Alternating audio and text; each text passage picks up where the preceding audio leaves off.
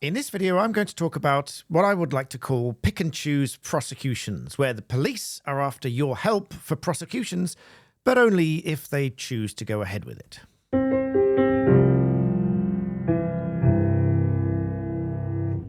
Warm welcome back to the channel. You may have seen certain conversations on Twitter about people cycling along or walking along and taking videos or photographs of drivers naughtily using their phones while they're driving, which carries a 6-point penalty. Now, it carries a 6-point penalty because it is sufficiently serious to detract the driver's attention from the road, leading to collisions. So it is one of these things that the regulations and those who put the regulations in place have decided is sufficiently serious to award 6-point penalties, which if you're good at maths and you've already got 6 points, that will bring you up to 12 points and it will get you off the road for 6 months. However, whilst on the one hand soliciting for your assistance in finding such offenders and bringing them to justice, the Twitter threads suggest that police are only doing this in certain cases where it's obvious that you haven't gone looking for the offence. Now, I respectfully put my response in the Twitter thread to say, or to ask the question, what material difference is there between someone who incidentally captures somebody driving on their phone, such as this chap here, as against someone who is actively going out looking for it. Now, many people will say that there's a whopping difference between the two. Some people are going out deliberately and, looking for people to get prosecuted, and others are just incidentally captured because they happen to have a camera on their cycle as they are going past. However, I would respectfully suggest that taking aside the intent and the motive of the person doing the filming and the photograph taking, the underlying offence is the same, such as this chap here. In another thread, there is a whole video of somebody being filmed in traffic on what looks like a dark, late, wet night. Let's take a look at this for a moment.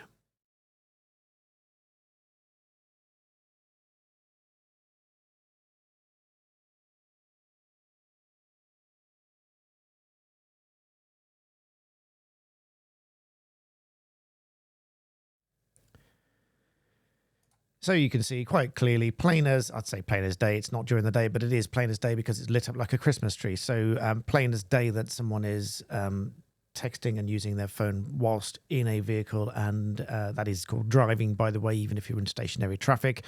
And according to this thread, I haven't asked the police yet this, but I will tag in the Twitter thread when I post this video. According to this thread, it was sent to Essex Extra Eyes, as it's called. I'll come back to that in a moment. But it was NFA'd, no further action, because it was proactive, i.e. going out looking for the offence. Now, as I said, respectfully, I suggest that there is no material difference between the offence as it's caught incidentally and the offence as caught deliberately and proactively going out looking for it. But and the reason I say that this, I don't really agree with that approach is because if we go to the Safer Essex website itself, it starts out inviting you to assist the police in finding such offenders. In my respectful opinion, it says, you can help us to reduce collisions and casualties and make roads safer by reporting instances of poor and dangerous driving. Absolutely agree wholeheartedly. I think that's absolutely right. You can help to avoid collisions and casualties by reporting drivers because it will obviously prosecute them, punish them, and hopefully deter them from doing that in future. And in turn, if enough people do that, it will reduce collisions and casualties. Most of the people who use the roads do so responsibly. Yes, I would like to think so. However, some road users occasionally behave irresponsibly, inconsiderately, and so on and so on. And here's the key point here. We want your help to identify these people.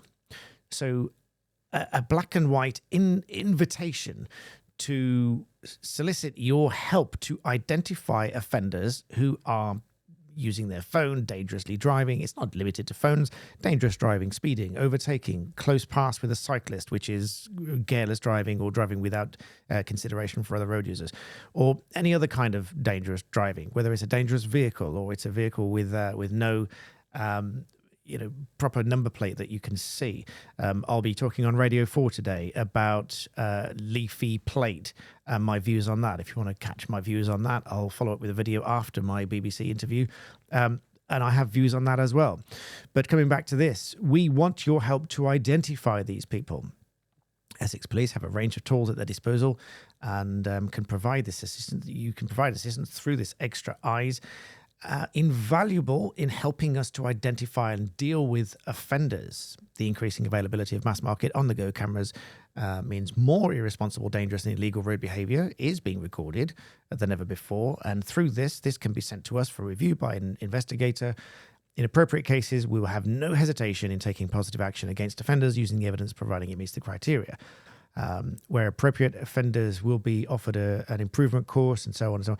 Before you submit your video, it's important that these factors are followed, otherwise the matter cannot be progressed. You must be willing to attend court because you're the person that took the video. This is in relation to hearsay for those that are wondering why you have to go to court, because to submit a video to prove the truth of the matter stated, which is that the driver was contravening the regulations by using the phone, would be hearsay if the person is not in court exhibiting that evidence, because the person who took the video will be the person who needs to give the live evidence. It's a live prosecution after all. So it would otherwise be hearsay, because doubtless to prove the offence, the prosecutor would want to rely on the video to prove the truth of the matter stated. And if it's not in oral evidence, that is the very definition of hearsay. Law students, rewind and take note. Hearsay is something that we frequently get questions on because law students struggle with it. That's it, really. If it's not in oral evidence, but they want to prove the truth of the matter stated, it would be hearsay. Footage must be unedited, clear, and in focus, obviously. Unedited, obviously, you can't make it look like someone's doing something they're not, and it would contaminate the credibility of the evidence and so on. Vehicles must be identifiable, obviously.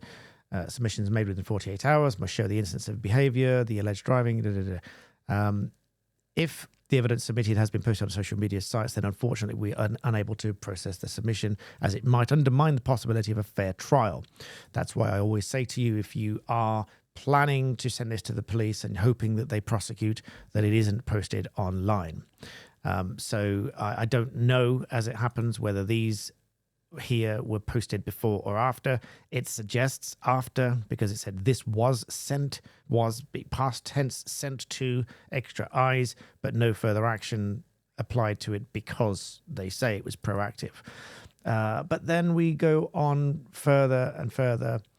If you wish to submit, etc., etc. So the key for me in all of this is we want your help to identify these people, and it stands to reason, well, no other reason really, that by submitting this evidence, you are assisting in a prosecution of an offender of any one of these kind of things, whether it's a phone or whether it's a dangerous overtaking or speeding or whatever it might be. You are assisting in that prosecution.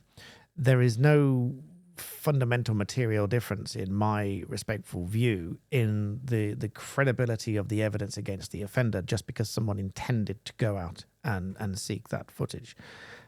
Obviously, others may disagree with me, you may disagree with me, or you may think that that's perfectly sensible as well. But the one surefire way of going down this road, no pun intended, to get safer conditions for people to drive in is by reducing these type of offences that obviously have a significant impact on collisions and casualties and fatalities. So with that in mind, let me know what you think. It is a free discussion, of course, without any sort of attacking any individual face or person. And with that, leave me your comments. Make sure you like this video and subscribe. And as always, thank you for watching.